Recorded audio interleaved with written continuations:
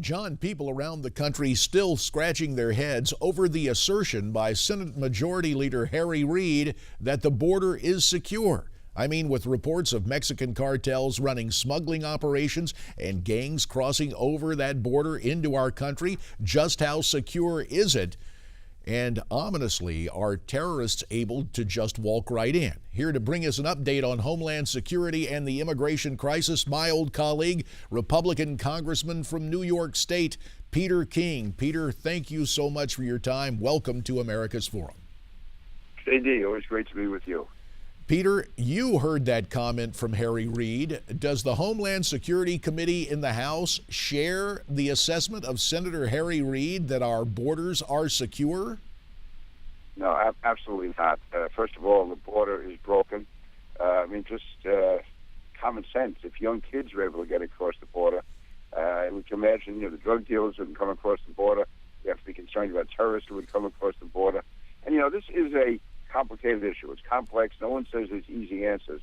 But in an issue like this, you need people of good faith and good intelligence to come together. And when you have someone like Harry Reid denying that there's a problem, saying that the border is secure, then it makes it impossible. It makes it impossible to have any progress because, right now we do have the Democrats controlling the Senate. And if we're going to get any meaningful legislation or make any meaningful progress, we have to have a Democratic leader who does not live in his own alternative universe. And that appears to be where Harry Reid is. Either he's denying reality or he's just intentionally denying the truth. In any event, it makes it very, very difficult to even think of getting anything done. Well, Pete, as we take a look at the democratically controlled Senate and the Republican-controlled House, the lead story this morning on our parent website, Newsmax.com, says House Republicans intend to only grant a portion of that $3.7 billion President Obama is requesting for the border, and that money will come with some provisions. What do you think needs to be done to tighten down and focus on border security as opposed to what the president wants to get done there? Yeah, there's two different main components. One is the children are, they're not the villains here, they're the victims, and they have to be treated humanely. But having said that, we have to include in any law we pass the provision that the children from El Salvador, Guatemala, Honduras be treated the same as children from Mexico. And unless there's an immediate showing of political oppression or threat to their lives, they will have to be returned. And I agree, for instance, that we need to have a dramatic showing of children being returned to these countries so the parents will realize that this is for real, that this is just not an Obama threat or an Obama promise. We have to show that it's for real, and that's for the good of the children and it's for the good of the communities. We also have to make sure that I believe there is increased National Guard, border protection, also have the National Guard in certain aspects of the border, certain areas of the border. And again, we have to make it clear that we're tough on fighting this. Now, as far as getting extra judges, whatever, yes, we have to do that. But we can't turn this into a social services type enterprise. Because if we say that every kid or every person in the world who is suffering or is in need of food or shelter come to the U.S., just lose control of our borders altogether. We have to do this in a humanitarian, very controlled way. And stuff like the president is not stepping up on that. Still is not just a legislation that would reverse the 2008 law, which actually was extremely well-intentioned. It was aimed to stop sex trafficking. It's now being abused. We have to change the law. And yet the president's getting a lot of pushback from his own party. Thank God we do have good Democrats like Henry Cuellar who is willing to stand up and say that we have to change that law.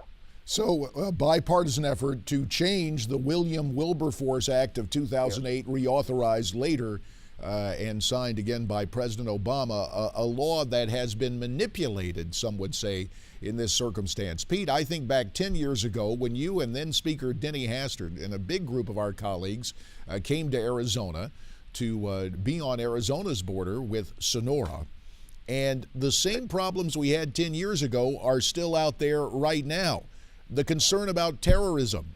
We are hearing more reports about ranchers finding Islamic prayer rugs on their property, located right there on the border.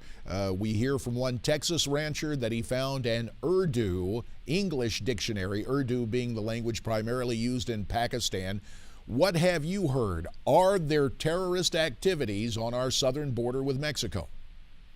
I don't know if we can say for certain that there are terrorist activities yet. Obviously, all these instances are being looked into. But there's no doubt there is a real potential threat of this happening. I remember, you're talking about 10 years ago, I remember when Tom Ridge was the Homeland Security Secretary, and the concerns he had at that time, where we could have terrorists from North Africa, from Middle East, actually can come across that border. We know that they've looked at it, we know that they've planned it, and we have to assume that it's going to happen.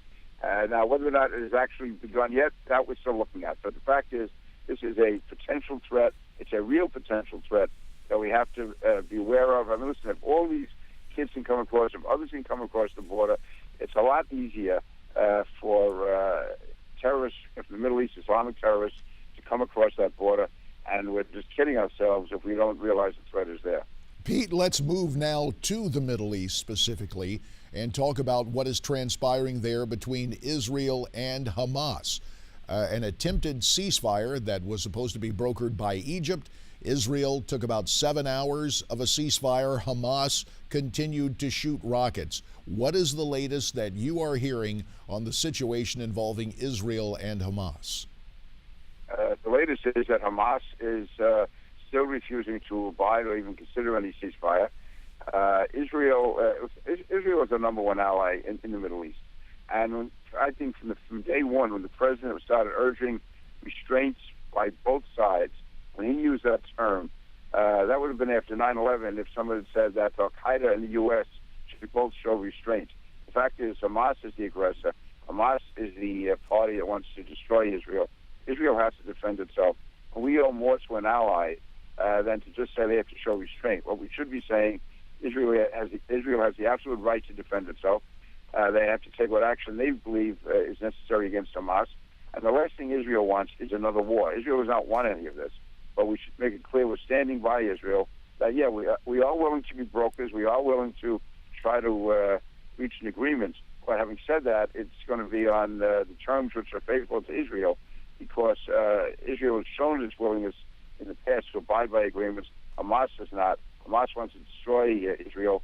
And it's wrong, I believe, that we continue to support Hamas being part of the Palestinian government, because they are not a real government. It's just a terrorist organization masquerading as a government partner. Pete, about a minute remains. I want to get your thoughts on the following story. About 2 days ago, we heard the Palestinians had and were using drones.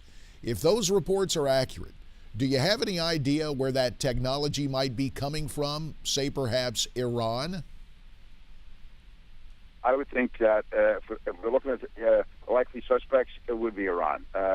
They are the ones in the region who are most against Israel. They are the ones who they've made significant scientific advances. They, as we know, obtained one of our drones several years ago. No, they are. Again, if we're looking for suspects, I would definitely say Iran. Iran is clearly, to me, the top of my list as far as those who would be doing it.